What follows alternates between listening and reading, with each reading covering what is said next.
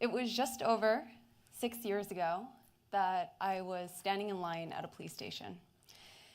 I wore a hoodie that covered freshly scabbed arms and sunglasses that hid two black eyes.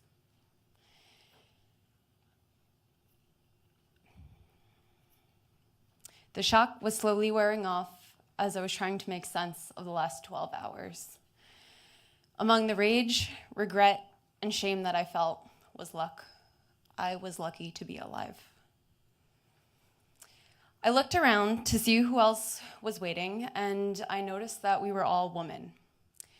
We wore bruises on different parts of our bodies, and these bruises carried stories. One by one, we each went in seeking justice, and one by one, we left feeling hopeless, unheard, and invalidated.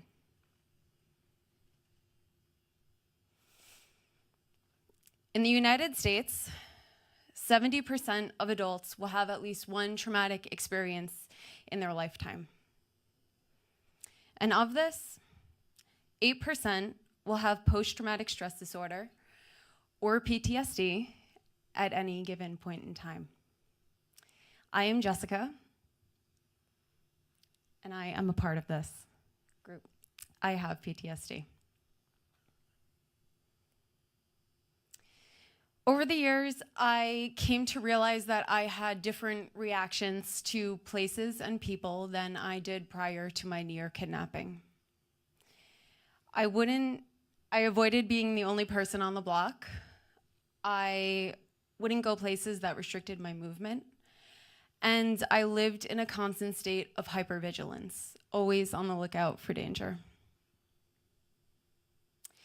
And then I joined a PTSD support group, and I learned about the challenges that other members of this group faced. Some of them were similar to mine, and others were very different. But over time, what I came to realize was that women did not show up like men did, and sometimes they didn't show up at all. Contrary to the widely held belief that male veterans make up the largest percentage of those with PTSD, it is actually civilian women. In fact, women are 2 to 3 times more likely to develop PTSD than men are. We are also more likely to experience major depression and anxiety, and we are at a higher risk of being socially isolated. So I sought out to create a co-design group with the women from my support group. I wanted to understand if meetings were held in a private space without men, if they would show up, and they did. This was a place for us to come together and be heard among other women who had similar experiences. And we had a lot to say. We often talked about how our environments made us feel triggered. And the fear of being triggered often kept us even from leaving our own homes or the places that we trusted. Ultimately, this affected the group, and although the women said that they thought the group was great and they really enjoyed being a part of it, getting there was very difficult for them. And eventually, they stopped coming. So the issue here was about accessibility. Accessible design is the design process in which the needs of those with disabilities are specifically considered. And a disability, as defined by the ADA, is a person who has a physical or mental impairment that substantially limits one or more major life activity. While the ADA includes mental impairment in their definition of disability, most of their standards set out to design for physical accessibility. At the thought of disability, we often picture what we've seen: wheelchairs, walking sticks, guide dogs, and handicap parking spots. But what about the things that we cannot see? There are people here with disabilities too, but they're invisible. As you could probably tell, this is Grand Central Station, which a scene like this might seem normal to most, but with its large crowds, loud and unpredictable sounds, and with nowhere to really escape to in all of this, it becomes a place to avoid for many trauma survivors. We'll talk about the Port Authority bus terminal another day.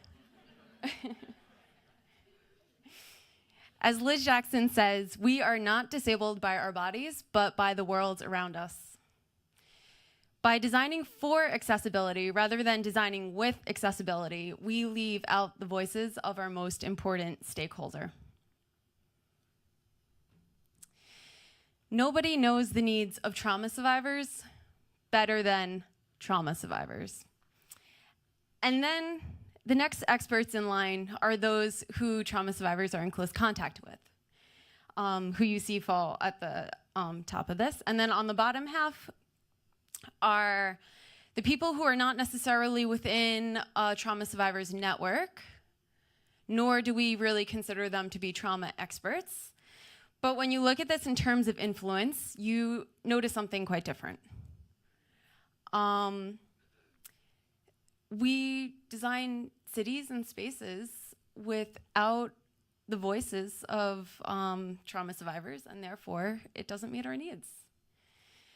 But within this gap exists an opportunity to bring together voice and power to create this change. And so we decided to work with business owners because they are accessible, influential, and they can bring about the most immediate change to the spaces that they provide. So from the co-design sessions, I learned that a way to increase participation was to continue this online. And participation did increase by doing that. And the women who are a part of this, like, they really want to be part of it. It's just about making sure that it's within reach so that they can. So moving forward, our goal was to encourage small businesses to improve their spaces to accommodate the needs of women with a history of trauma. And now I would like to introduce to you Restore. Restore is an initiative that brings together trauma survivors, business owners, and clients to co-create spaces that are trauma sensitive. Restore is based on 5 principles developed by trauma survivors, and these have been time and time again regarded as the most crucial. So here's what we've defined. Spaces should be safe and comfortable for everybody in them. Visitors of a space should be empowered as decision makers. There should be a strong presence of nature within the space. Nothing within the space should be over nor under-stimulating to all of the senses. And the space should foster an environment where everybody feels included. So as I said, the group that I've been working with, the co-design group, we developed these principles, and from these principles, we've also developed an assessment for businesses to take. So when the business is interested in taking this assessment, they will share it out with their clients. Their clients will assess them. A report will be generated along with a grade.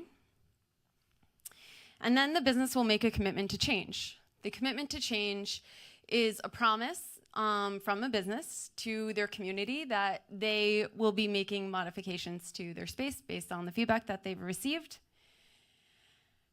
And then finally, they implement those changes to the space. After those changes have been implemented, the business can then be reevaluated and regraded. So I had 3 partners through this project. And as you noticed, they're all yoga studios. The reason I wasn't really seeking out yoga studios in the beginning, but they were the most eager to participate because they already cater many of their services to trauma survivors.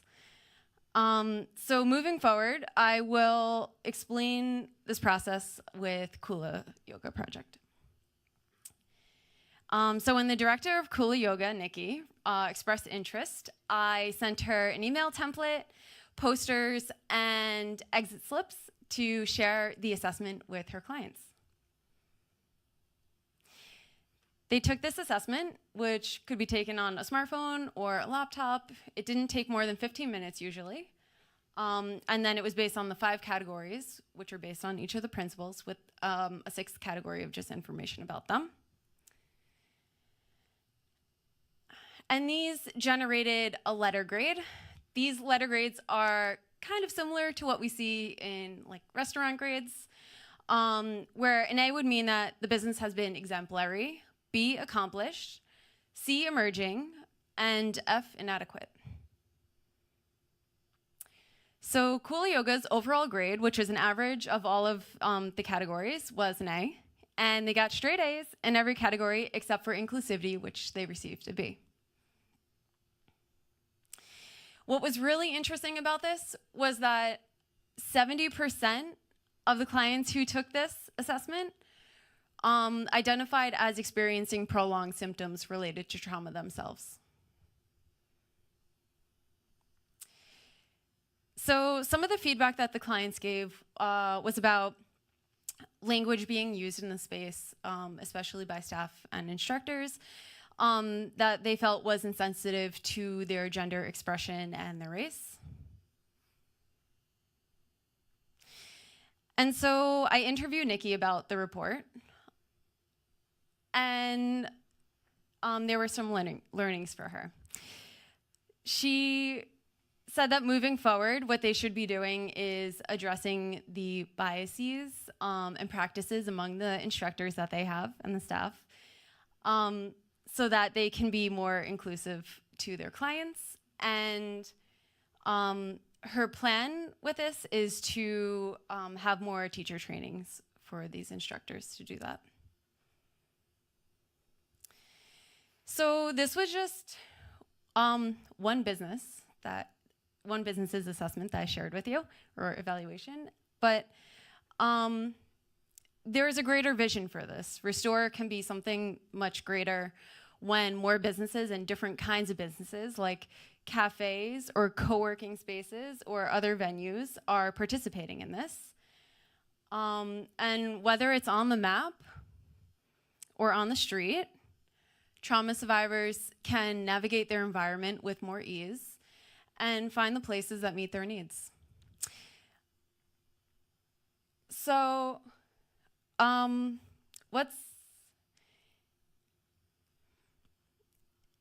next time you're in a cafe or shop or even your workplace, think about how it is or how it could be trauma sensitive. If you're curious what somebody needs, just ask. And help us grow this conversation so that the city and one day this world can be trauma sensitive. Thank you.